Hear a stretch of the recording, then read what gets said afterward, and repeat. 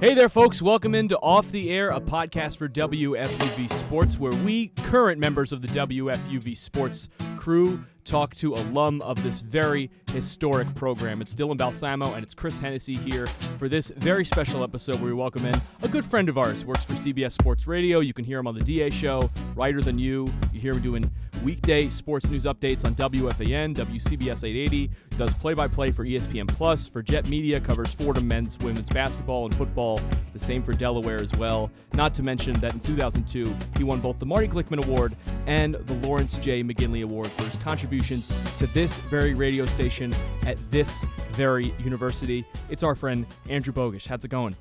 Guys, I'm doing really well. Thanks so much for having me. I almost thought I wasn't going to make the cut. It's been a while, and I was hoping for an invite. It took a while to get one, so I'm very, very honored to be here. Oh, we want to make sure everyone waits like the standard amount of time to like make sure like that there's enough, legacy around it. And we have to work out make us want it. I get it. Absolutely. You got to be begging for it to be on this podcast. So we have so much to ask you about. We just thought we'd start with, you're around the Fordham community still a lot, but I'm very curious how you specifically found Fordham. At what age did you know you wanted to be a broadcaster? I know you went to Regis High School. Was Fordham on your radar for a while? Yeah, I mean, I kind of always wanted to do this. I learned pretty quickly that I wasn't going to actually be able to play anything of significance. So, I mean, I always ended up kind of like in the backyard taking shots and randomly doing play-by-play as well while I was playing basketball. It just kind of happened naturally. So when it was high school time and it was time to look for colleges, I was only looking at broadcasting schools. It was Fordham, it was Syracuse, it was Boston College, it was SUNY Geneseo, Ithaca. So everything kind of in the Northeast that had some kind of broadcast journalism lead. And I happened to come to a basketball camp at Fordham, and that was like the first time I was really on campus. And that was, I guess, was sophomore year of high school. So that kind of put Fordham in my head on its own. Then I learned about FUV, and then I realized it's basically the perfect mix of everything because FUV is unique. There's nothing like it. There's Syracuse is Syracuse, but it's not FUV. It's not in New York City. It's not covering the Mets and the Yankees and the Rangers and the Giants and Super Bowls and whatever. And for me personally, I was close enough to home in Queens where I could get home whenever I needed to or wanted to, but was far enough away that like mom and dad were not going to just show up at my dorm room door knocking for a quick little visit. So it was perfect world, and was happy to get in. Was happy that they made it a little more affordable for me and my family. And then once I was on campus, I mean, it could not have gone better. So as a freshman, every FUV freshman has that dream assignment. I know I wanted to cover Islander games. I know Dylan wanted to cover Met games and call hoops for Fordham. What was your dream assignment when you got here as a freshman? It was to do games. I mean, that's always been my first love. I went to school with Mike Yam, who's now at NFL Network, was at the Pac-12 Network for forever, ESPN before that. And Mike always liked sitting behind the desk with the camera on, reading highlights like that. The TV side of it never drew me in. I loved hosting one-on-one. At that, as freshman or even in high school going into college. And then when I got onto campus, covering the Mets or the Rangers was a thing, and it was new to the station back in 98, but it was not high on my list. I wanted to call games. I wanted to be at games. And luckily for me, and kind of unlucky for you guys now, where there's so many of you, there were barely enough of us to actually have a full staff. So, I was already spotting freshman year for football games just a couple of weeks on campus into the program, and was on the air during basketball games doing updates by like December, January. So, but games were always my focus, to answer your original question. Talking with Andrew Bogusch here on the Off the Air podcast via WFUV Sports. Andrew, you mentioned Mike Yam earlier. You were here along with Tony Reale, Spiro Dees. There was a really good core of you, and one that is remembered in the legacy of WFUV Sports along with a handful of others. What was your relationship like with your fellow FUVers? And if you don't mind us asking, who was the better athlete out of the group of you?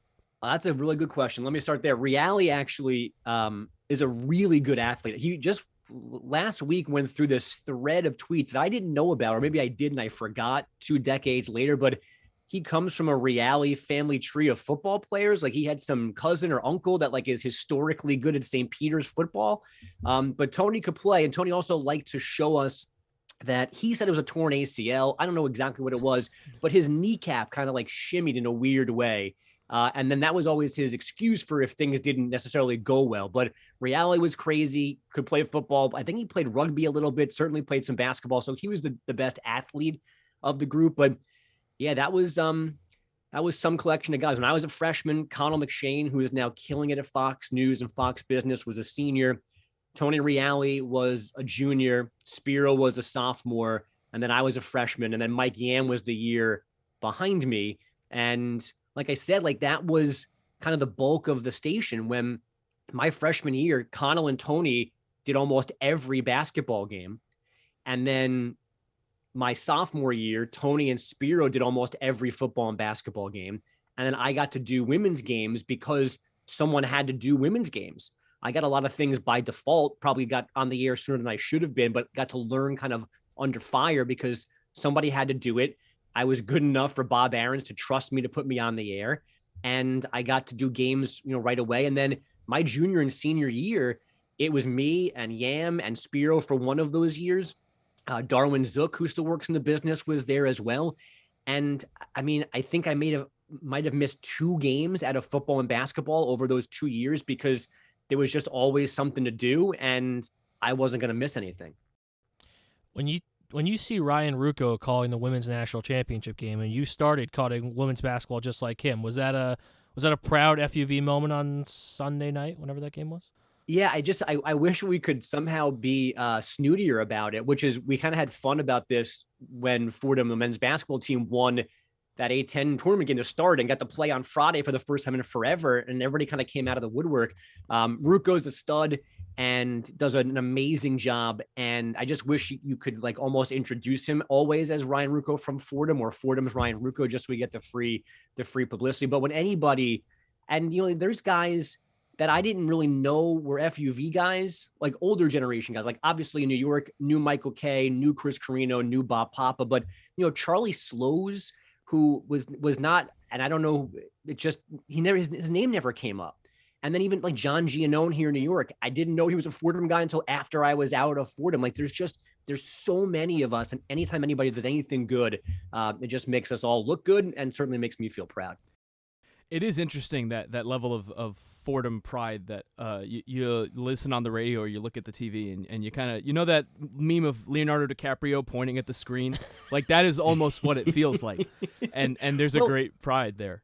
Yeah. And in a very cocky way and not to be a dismissive way, but like, unfortunately, the actual athletes are few and far between. That's why Chase Edmonds is so amazing. And the handful of other football players that have had cups of coffee in the NFL, and then Nick Martinez pitching in baseball, and why I still will make a Smush Parker reference whenever I can, because we didn't necessarily we're not producing pros regularly. What we've produced regularly is broadcasters. I mean, for the longest time, like Fordham Sports was represented professionally by Mike Breen and Mike Kay and all of these guys. So, we can, I think, be a little cocky about that we were kind of the Rams out there for a while. Certainly so. And, all these great broadcasters who you've mentioned, specifically from eras, let's say, before this one, the one thing that they all have in common through their time at WFUV Sports is Bob Ahrens. And I know you work with him, as everyone did, and know him. I'm curious what his advice was to you during your time here, what your relationship was like with him, and the such. I mean, so I'm old enough that when I started, Bob was still new. I'm trying to think now. I got there in 98, and I think that was only like his second or third year. And he had kind of been around, but like that was really when things were starting to take off, where he was just laying the groundwork for all the things we do now. Like, we didn't always have press credentials, or we didn't always have season passes. Sometimes we only got to go to certain games. The teams were okay letting us in because there was free space. And so Bob was fighting a lot of those fights when I was just starting out. And I mean, it's a throwaway line because everybody can say it, but like you guys wouldn't know me if I didn't know Bob Ahrens, because everything that I know came from him, either directly or from people that he brought to us. Like so again, sophomore year, I'm doing Fordham women's basketball games. I obviously showed up with no actual training. I didn't know what I was doing. Technically, I had heard games. I had heard announcers. So I'm copying people and doing what I think should be done, but I didn't know about time and score and left and right and all that, the actual nuts and bolts of radio. And the first tape I'm making, I've got Gary Cohen and Dave Sims listening to it and giving me actual critique and not be, who is this 19-year-old punk? And of course, the legend of Marty Glickman, who I've only understood more and more since I've been gone. And as the years went on and learned even more about Marty and heard everyone's stories about Marty, like how ridiculous it was that that man, that legend, regularly came to the Bronx and sat down with us and listened to us be punks on the radio and gave us, tips and tricks to be less punkish when we were doing football and basketball games. But all of that is Bob. All of that is from Bob. Bob, starting with Mike Maffei and Charles Costello, who were there right before me, and then into Connell and Spiro and Tony and through Rucco and Mike Watts, that like Bob made all of us. Like none of us are in the same spot because there's guys here. Spiro's voice is a gift from God. Rucco's skills are a gift. Reality's personality is a gift. Like some of us would have survived and succeeded without Bob, but it would be different. And all of us are better because of Bob, because he's Bob. I mean, he's unbelievable at every possible way. You've mentioned it a couple times, but you've covered many iterations of the Fordham men's hoops team, including this one this year. What about the team and this culture with Kyle Neptune is different, if it is different at all, than what we've seen in the past? Yeah, this one feels different, and it's Kyle and it's Ed Cull, who I've known for forever. We played Little League baseball together, and I can't believe that he's now running Fordham athletics, and like asks me my opinion on Fordham athletics, and cares what I think about it. But it's just something is different about this. I think Kyle's a star. His name was in my head when the job came open, and honestly, I thought he would have had a bigger opportunity. And I mean, maybe a different power conference team. I thought maybe we would be below his career trajectory. And all of a sudden he's the head coach. And I don't think the last year could have gone better. I mean, he completely remade the roster. The team got along. I think that was a huge part of why they were successful, the chemistry of it. And, it's not apples to apples, but Coach Gately has proven that you can win basketball at Fordham. And it's by building a program. It's by building a structure that exists that's bigger than the individual parts. And I think that is what Kyle is doing, because that's what he learned under Jay Wright and Joe Mahalik. Like, that's how you get the job done. And, it's amazing to me. It's a compliment to everybody that after year one, he's nominated for all of these national kind of first year rookie head coach awards. And there were people who were saying he should get another job already. Like, and that's obviously scary because the way this year went, you don't want him to leave for the next couple of years. His exit is probably inevitable if things go the way you want them to go in the Rose Hill gym. But the fact that people were already connecting him to jobs that were open or could have been open, like, that just tells you how good it went. So, every year is different and every roster is different, and you don't know what decisions kids are going to make, but it's hard not to be excited as a Fordham fan by what you saw on the court this year. Because, guys, they were 16-16. Yeah, 500. And Antonio Day leaves, and Quisenberry gets hurt, and Chuba missed a couple of games, and there were a couple of games that were winnable that they didn't win. I mean, it's kind of outlandish, but they weren't far off from winning 20 games, which seemed impossible like 13 months ago for Fordham basketball. It is certainly an exciting thing to get to watch, and I know Chris and I are both very upset that we're seniors and will not get to experience more of being a student during We had a few rough years there. Yeah. So here's a life lesson that I've learned about Fordham, about my high school. No matter what you do, everything gets better after you leave. Okay. Like, we had nice studios at the top of Keating when I was there. As I was leaving, the shift began to the basement where you guys are now. So FUV, and FUV got better when I was, people were jealous about what we had when I was there. And now you guys have this state-of-the-art facility that you're sitting in right now. My high school got better and fancier. Jobs get better and fancier after you leave. It's just the way the world works. You're there, you move on, and then the upgrades start. You're like, oh, that would have been nice for that to happen when I was still Have you working walked through that new student center that they just are finishing up? Yeah. That's a little jealous. So once, and I went in there, and like it's like a maze, and I'm like, I don't even know anymore like where we are geographically. I know, I got lost either. today. Yeah. I got so lost. But Me then too. all of a sudden I was at the mailboxes and I'm like, oh, I remember these. I know where I Yeah. am, but I don't know how I actually got here from being outside the building like 30 seconds ago.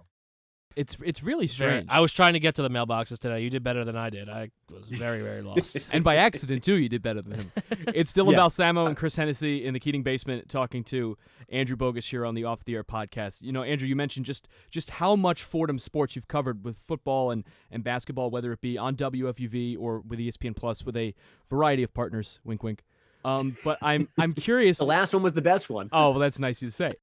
But I am curious when you think about all these games you've covered. I'm sure most of them start to blend together, or maybe seasons blend together, or players blend together. But there's got to be a few, at least moments or particular games that stick out. And I'm curious, after all this time, not too much time, but all this time, what does stick out for you? Well, and I'm usually bad at this. I have a bad memory. Something could have happened yesterday and you would have asked me this question. I'm like, oh, I don't really have a memory. Like there could have been this ridiculous buzzer beating 3 from half court yesterday and it would have like left my mind. But there are a couple of things. One of them is an FUV memory. I guess this was my sophomore year. I'm trying to remember now the math of it. But Fordham played St. John's at Madison Square Garden. Spiro Ditas and I were on the call. Mm-hmm. And that St. John's team had Ron Artest on it. The Fordham team had Bavon Robin and Jason Harris and Duke from McCamey and Steve Canales, the beginning of the Bob Hill era. And they beat St. John's at the Garden, and the Garden was pretty fullish because it was a St. John's game. It was a Saturday, and Fordham showed out pretty well. And I remember we were one of the radio setups in the old Garden, I guess the old-ish Garden, before this current renovation. There were radio perches above like the tunnels out onto the floor. And a lot of times that was like where the visiting radio would sit like for a Knicks game. And that's where we kind of were. So we're almost sitting like in the stands. So there's people all around us, everyone's standing up, and Bavon Robin hit a shot right before the buzzer. St. John's went the other way and missed, and the game ended like that. So the last handful of seconds were a frenzy. And I still remember having to stand on my chair to be able to see over everybody to see the court while Spiro is calling Bev's basket and St. John's missing and the game ending and Fordham winning and Fordham fans trying to rush the court. And I think it worked out, but I like forgot to talk because I was just so overwhelmed by the moment, but it ended up no one should have talked because all you heard was the Garden going crazy. Yeah. So it was good that we were not talking.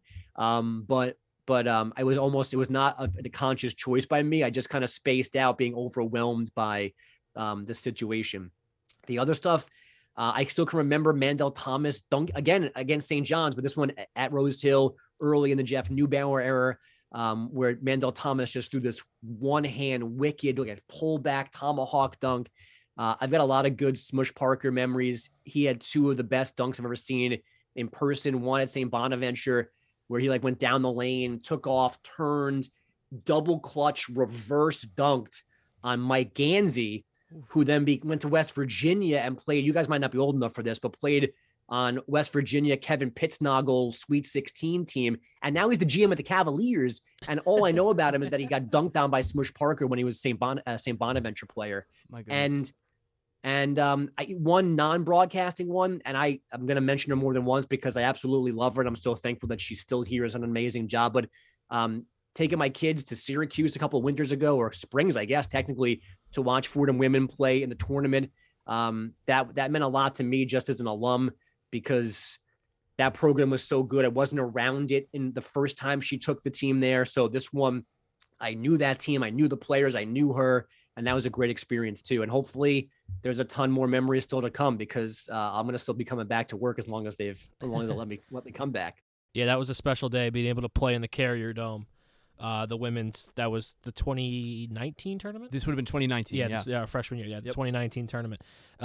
So you called tennis on the radio. Yeah. Talk to me about tennis on the radio, because I am perplexed. Yeah, no, that's a fair question. We were perplexed as well. Now, this is another FUV Spiro Ditas connection. So this is, as I'm graduating, it's the summer of 2002. Spiro had worked there the year before. I got hired to do board opping and like pop on and give like scoreboard updates while Spiro was like calling the match.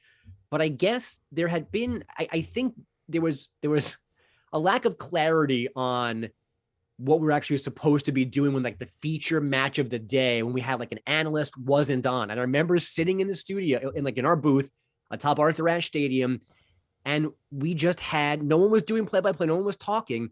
We just had like the feed of the crowd of the court mics up. So you would just hear like, whoosh, and like the serve, and then a series of hits, and then out, Sampras 15. And all of a sudden the door comes swinging open and our boss is like, does somebody want to talk? So Spiro went on the mic and went back to doing play-by-play. And I mean, that was, once we figured out, I mean, you guys know this, once you understand like the basics, and I knew tennis a little bit before that, so I was not completely new to the sport, but figuring out how to do it on radio was tough because it's probably the fastest thing out there. And it's short bursts, and like there's a lot of description, backhand, slice, cross court, down the line. There's a lot to get in as they're whacking it back and forth. So it took a while to figure it out, but I did that for 5 or 6 years, and it grew that they did an English version of the French Open. So I got to do 2 years of the French Open of being like the main English play-by-play broadcaster. I mean, I was there the first 2 times Rafael Nadal won the French Open. And now he's ridiculously still playing and still winning it and setting all of these records.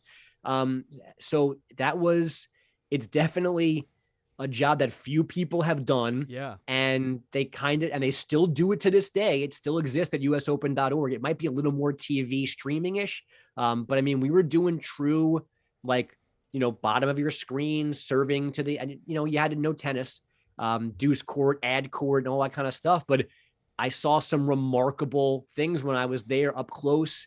Andy Roddick's first and sadly only major, Federer early in his career, Agassi's last match ever at the US Open. I've got great Richard Williams stories because I ended up doing like video shoots for the website as well. And we would be set up outside like the players lounge out in this little kind of garden playground area. And he would come over and talk to us about our equipment because as you saw, if anyone saw the movie, like he was always filming them, always taping them, always making videos. And he would come over and ask our camera guy about what camera is that? What do you put in it? What are you using to edit? So, I mean, that was 5 or 6 of the best little assignments I've ever had. And it got me a bunch of other work. So I'm super thankful. It was like the first real thing I did. And it got me 2 French Opens, a bunch of Davis Cup and Fed Cup and other tournament stuff. It was super fun. Chris, you see King Richard? I have not. I saw Will Smith slap Chris Rock. I didn't see King Richard. Of course. Well, obviously, you're a human being living in the year 2022, so you saw that. But I do recommend seeing the movie. It's very good. Andrew, I'm curious. Something the current sports director here at FUV, Bobby Chaffardini, says from time to time is that FUV can really spoil you while you're here because you get all these great opportunities. And, obviously, Chris and I have also gotten to do some beat reporting along with calling games and all these different types of things. You are currently talking about stuff you've done after you got out of Fordham.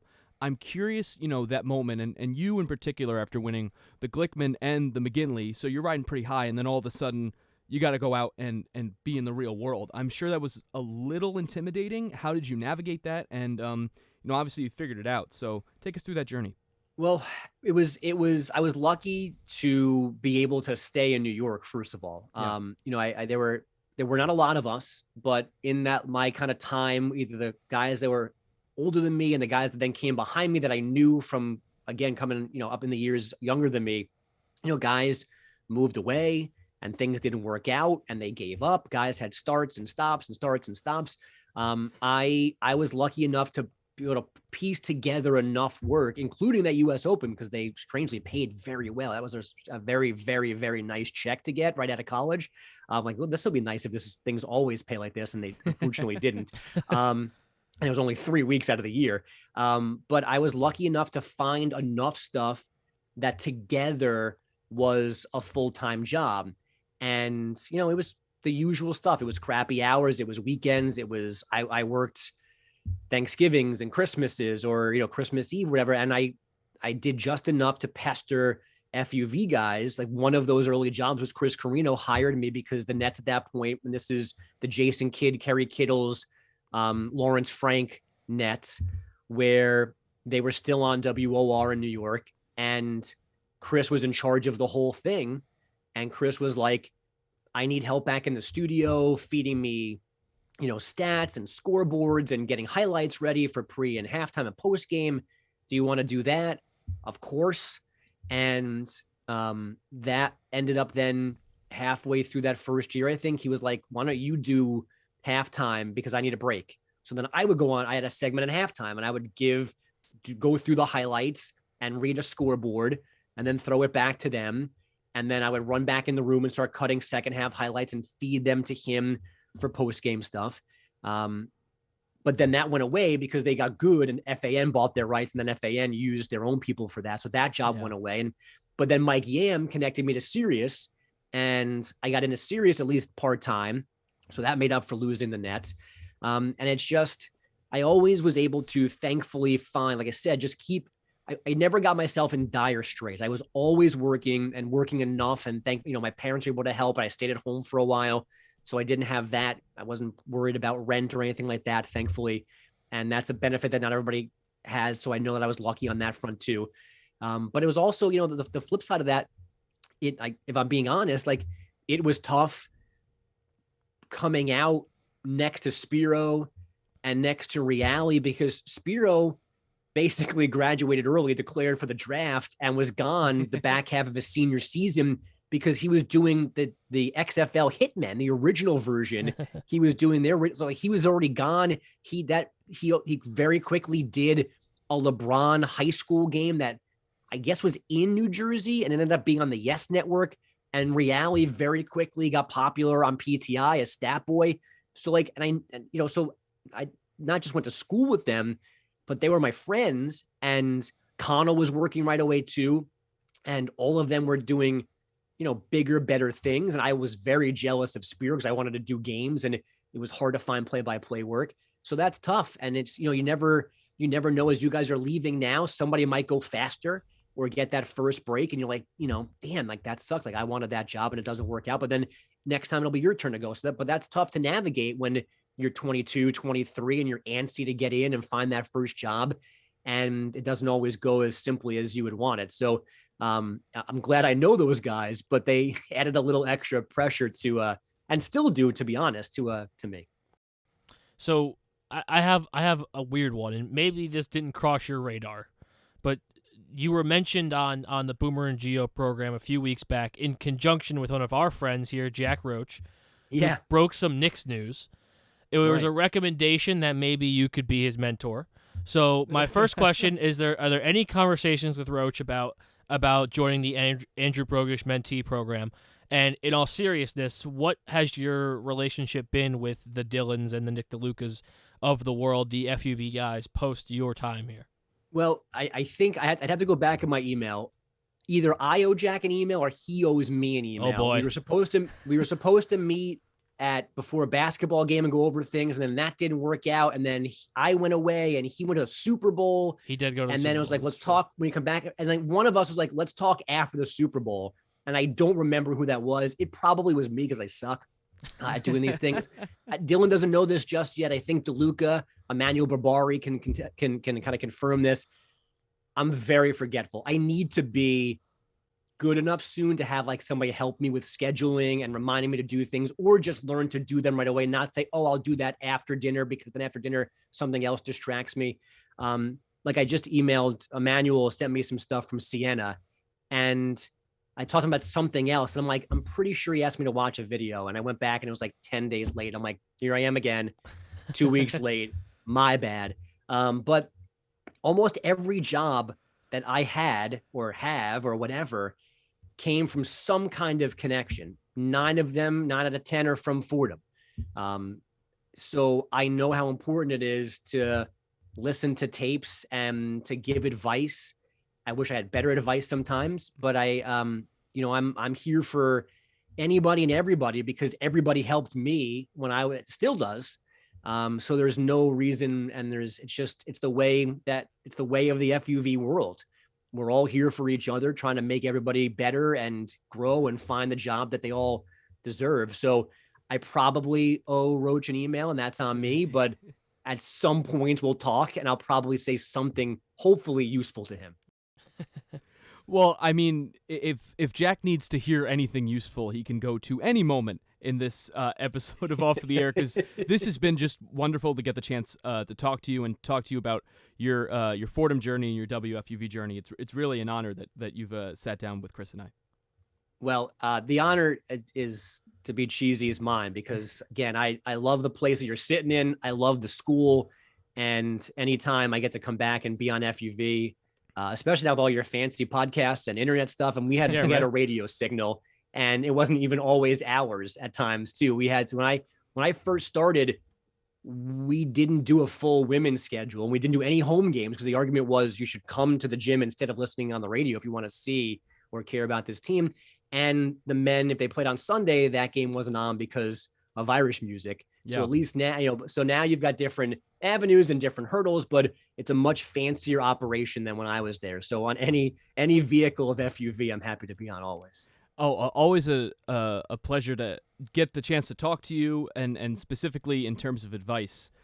Is there anything else that we have not discussed yet in terms of advice for us or for anyone who might hear this who's thinking about broadcasting or really just entering the real world? Is there anything that, even in this changing world of media and sports media in particular, you have to share with them?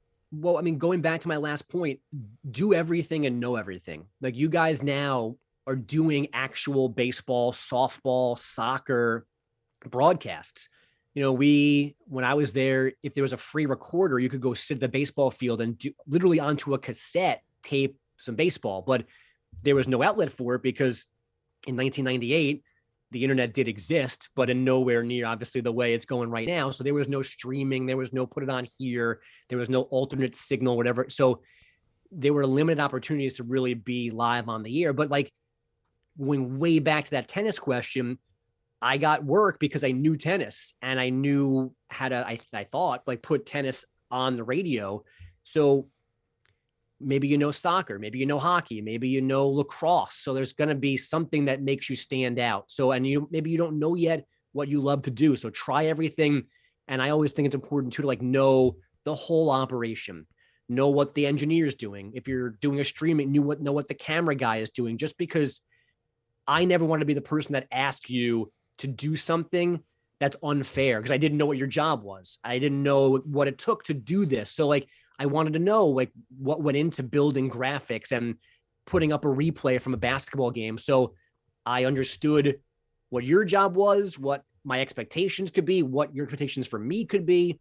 And that's about asking questions, about not being shy. It's about maybe being early or staying late and looking at how things work and just BSing with somebody about the camera or the mix or whatever it may be, because you also, when you get that first job, you might be doing all of those things too. So you better know how all of them work. And, in general, and this was tough for me, like, don't ever think you're being annoying, or at least find the nice little area where you're being productively annoying, where you're asking questions, where you're keeping in contact with people that you met in the industry, whether they're on the air or off the air, that might be able to help you, like knowing, oh, it's been 6 months, let me check in with this person. Like, Ian Eagle has been super nice to me my entire, adult broadcasting life.